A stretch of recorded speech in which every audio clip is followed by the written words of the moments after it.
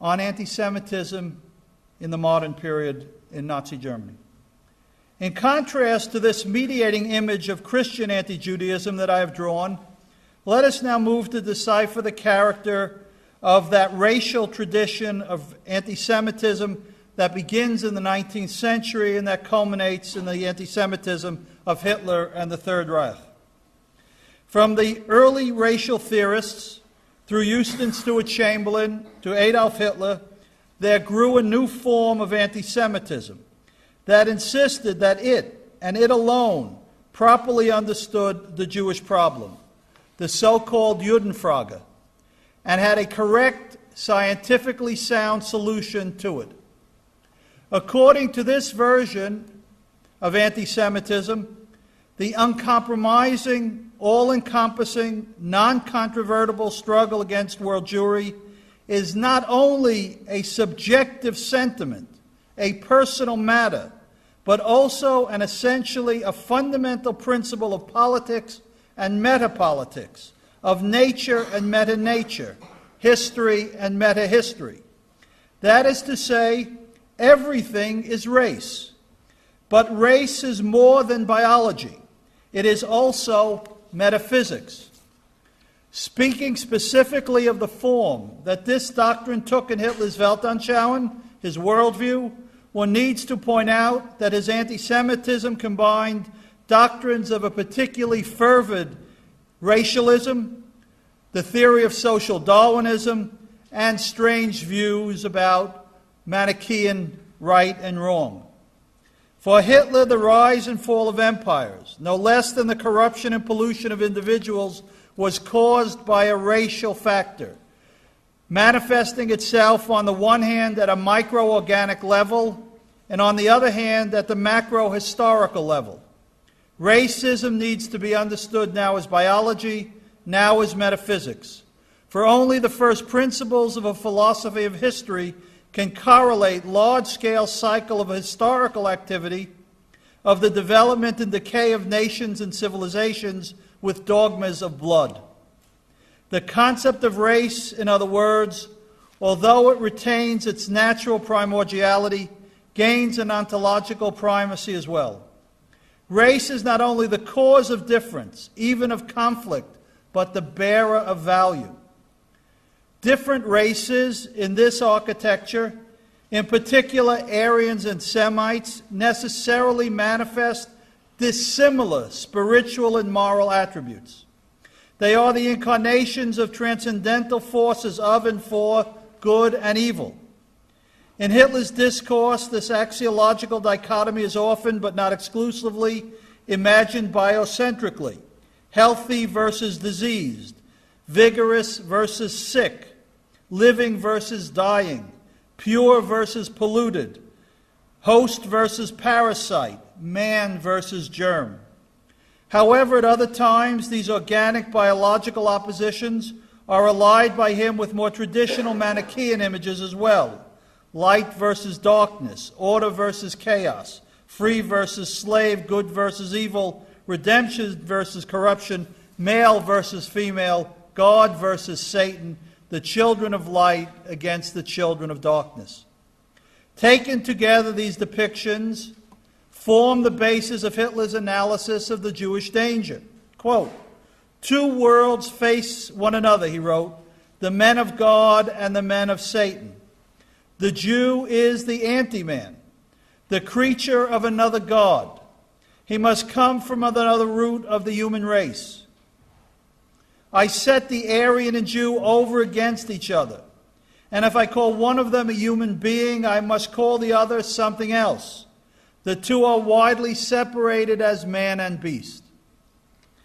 It is in keeping with this dualistic construal that Hitler remarked on the extraordinary significance of his discovery of race as the secret to world history. Quote, "The discovery of the Jewish virus," the Fuhrer announced, "is one of the greatest revolutions that has taken place in the world. The battle in which we are engaged today is the same sort as the battle waged during the last century by Louis Pasteur and Robert Koch. How many diseases have their origin in the Jewish virus? And he went on, "We shall regain our health only by eliminating the Jew." This proud, if bizarre, boast was not a rhetorical excess for Hitler. Beginning with his, quote, rational anti-Semitism of 1919, he pursued this idea to its root. He sincerely and passionately believed that a knowledge of the corrupt and corrupting nature of the Jews and of the inverted role that the Jews played in the fundamental dualistic structure of being itself, as negation, antithesis, alienation, and death, was the condition sine qua non for extraditing oneself and one's people from the asphyxiating octopus-like tentacles of world Jewry. Accordingly, Hitler's racial principles became both an initiation into the mystery of Jewish domination, as well as the means, if properly acted upon, of folkish and personal deliverance. They provide that awareness of truth without which all action is blind, he argued. As such, without dramatic exaggeration, one can responsibly argue that Hitler's indispensable role as Führer turned on his correct intuition of the cosmic riddle of world Jewry. What makes this Aryan myth genocidal, compared, for example, to the earlier Christian myth in which anti-Judaism proved non-genocidal, is the fact that Hitler insists that the recognition of this supreme truth lead to actual, uncompromising assaults on the Jew as a manifestation of Aryan racial seriousness. No hypocrisy is here and now allowed. The saying of X and the doing of Y, the sublimation of authentic and immediate biological conflict, of Darwinian struggle for survival, into mere commemorative liturgical performances, effete theological discourse, and bloodless pseudo-cathartic passion plays. Having discerned the root cause of evil, morality and rationality for him, both transfigured by the logic of racial struggle, now conspire to impel action. The Aryan must undertake unlimited racial warfare. In a striking inversion of classical Gnosticism, Nazism insists that salvation, here configured in racial terms, emerges from and becomes universal, not through the repression of the active and the physical, but through the purification of the physical and the historical, that is, through the creation of Auschwitz. It is this unmediated, intended, complete physical eradication of every Jewish man, woman, and child that define the particular, singular nature of this event that we call the Holocaust. It is this unconstrained, ideologically driven imperative that every Jew be murdered that distinguishes the Holocaust from all prior anti-Semitism, and to date all subsequent, however inhumane, acts of collective violence, ethnocide, and mass murder. Anti-Semitism in Europe today, more briefly. Given the time constraints, I'll just talk about this in a more outlined form.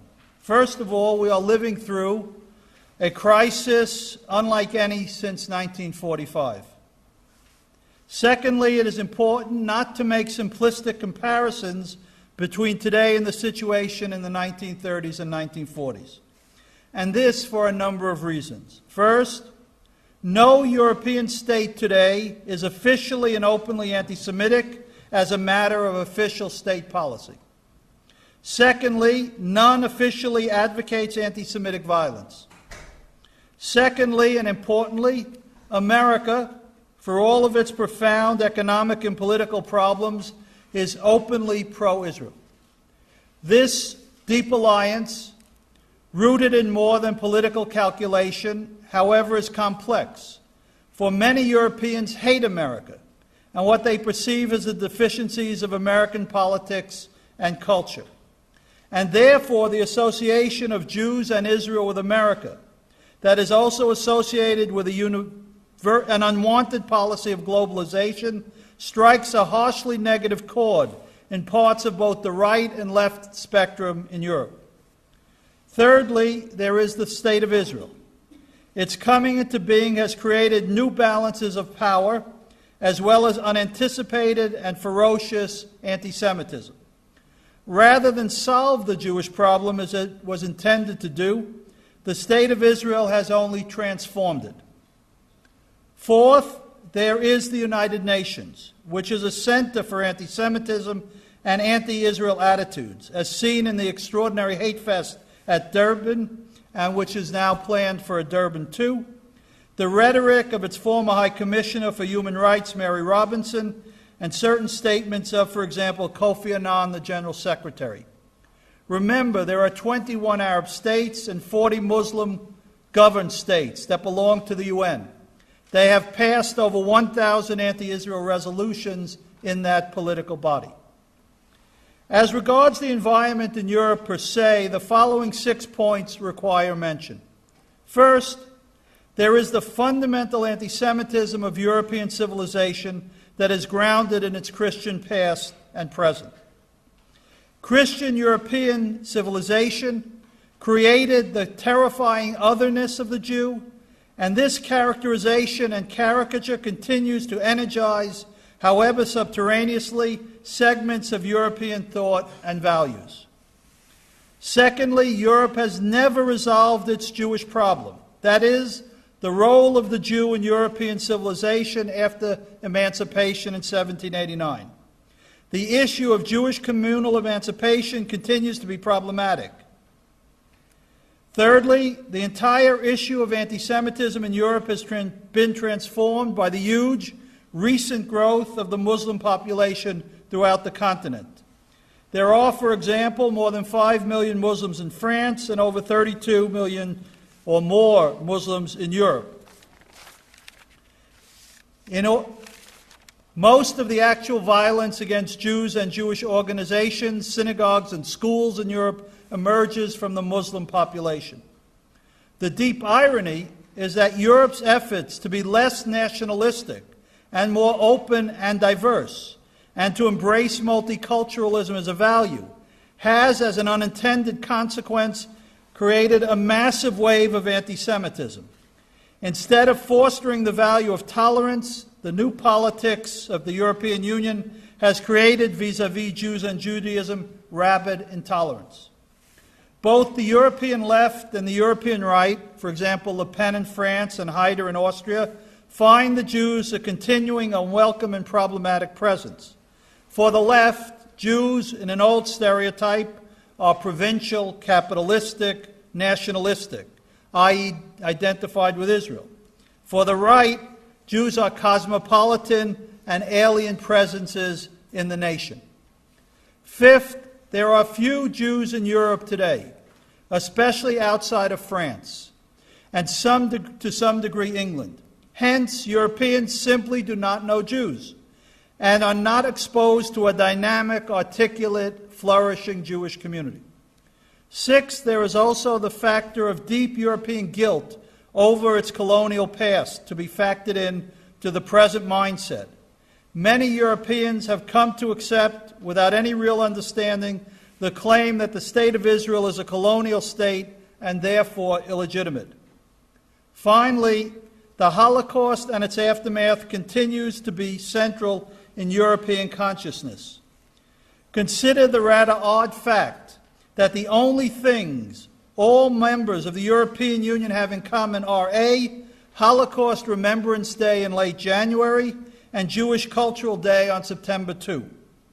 I do not have time here to analyze the significance of such issues as monetary reparations by the German government, bank settlements by the Swiss, insurance company settlements, the Historiker strike in Germany, the struggle about the interpretation of the Holocaust, the Polish debate over the wartime massacre of Jews at Yad Vabna, where Poles without Nazi help murdered their Jewish neighbors, the Waldheim difficulties in Austria, the war trials in France, Germany, Poland, and the Soviet Union, President Chirac's apology for French involvement in the Holocaust in 1995, and various statements by churches in the Vatican, the most recently less than a month ago because of the reinstatement of one Bishop Williamson. but it is clear that the shadow of the Shoah hangs heavily over Europe. But this is a very, very heavy burden to bear. And so now many Europeans are delighted to accuse Jews and Israel of being the new Nazis, and thus, in a bizarre way, liberating Europeans of their responsibility, of their guilt for the final solution. Now Europeans can free themselves of the culture of shame. Jews and the Jewish emphasis on the Holocaust no longer take dominance. Aha, Europeans cry too happily. You Jews too are villains, murderers.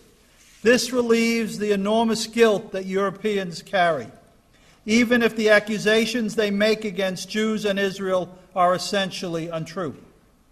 The hysteria over events in Jenin several years ago, especially as incorrectly, maliciously, deceptively, dishonestly reported by the BBC, are a paradigm case in point. And so, too, much of the recent discussions of the Gaza incursion, where Israel, responding only after 6,000-plus rockets had been fired into Israel over a period of many years, were pilloried. To summarize this situation, Europe today is not the Europe of the 1930s, but its current demographic composition and the untranscendable inheritance of the past make it a volatile region where anti-Semitism is tragically likely to get much worse. Finally, a brief word about Muslim anti-Judaism. I will refrain from entering into a many-sided conversation about current Muslim anti-Judaism, except to make a few brief remarks. First, it is almost always misunderstood. And it's misunderstood because of the erroneous idea that Jews in Islamic culture, especially in the medieval period, lived in a, quote, golden age of harmony. In fact, this is a grand historical myth. In reality, Jews have always been, even at best, a second or third class minority in Muslim culture. Secondly, this Jewish inferiority was required by Muslim religious political law that set out the conditions that defined Jews as dhimmis, that is to say, people who had a legitimate revelation but an inferior one to Islam, who, according to the law, ever since the Constitution of Medina, the treaty that Muhammad made with the Jews and Christians in Medina, and then in the Pact of Omar that was concluded between the second Caliph Omar when he conquered large parts of the Middle East, including Jerusalem, set out that Jews could not be equals with Muslims. That is what jihadists today talk about returning to. Thirdly, since the end of the 19th century, there has been a continual importation of European anti-Semitism, racial anti-Semitism especially, and in the 20th century, this has become a deep groundswell in Muslim society. In 1894, Rolling's Talmud Yudah was translated into Arabic. In 1920s, the Protocols of the Elders of Zion were translated into Arabic. This explained the, quote, British support of Zionism for the Arabs and explained the success of the State of Israel as the result of a vast international Jewish conspiracy. Later, the Grand Mufti of Jerusalem in the 1940s chose alliance with Hitler and praised the Nazis for, quote, solving the Jewish problem. This, he said, quote, made our friendship with Germany a permanent and everlasting friendship based on mutual interest. This has led to a radical mythicization of Jews in modern Islamic culture, complete with the recycling of such things as blood libels, the myth that Jews give Muslim children AIDS, the claim that Zionists planned and executed the attack on the World Trade Center in 2001, all varieties of Holocaust denial, the belief that Jews are the essence of all things that are indecent in the modern world. This combination of religious belief and modern racial and political mythologies, plus a profound, I stress, a profound sense of humiliation due to Israel's survival, due to the Muslim world's inability to defeat or destroy the State of Israel, has created a very profound, very widely circulated, very much believed series of lies about Jews and Judaism that will not be dislodged or mediated easily or soon. The picture is not a happy one. Thank you very much.